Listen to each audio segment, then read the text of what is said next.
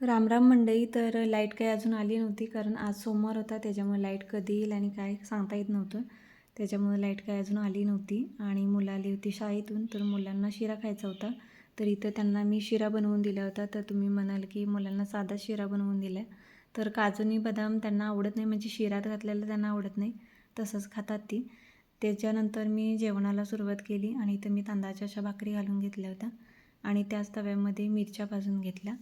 तर मिरच्या यासाठी भाजल्या होत्या की मिरच्यांचा खरडा बनवायचा होता.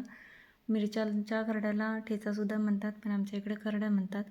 तर मी खलबत्त्यामध्ये ह्या मिरच्या अशा बारीक करून घेतल्या होत्या. तर आमच्या घरात सगळ्यात जास्त आवडणारा पदार्थ म्हणजे हा खरडा. तर खरड्यासोबत बटाट्याची तिखट भाजीही बनवायची होती, कारण गौरीला बटाट्याची भाजी खायची होती. तर इथं तेही बनवून घेतलं. तर कामावरल्यानंतर थोडं डोक्याला तेल लावून घेतलं. तर आजचा व्हिडिओ कसा आहे हे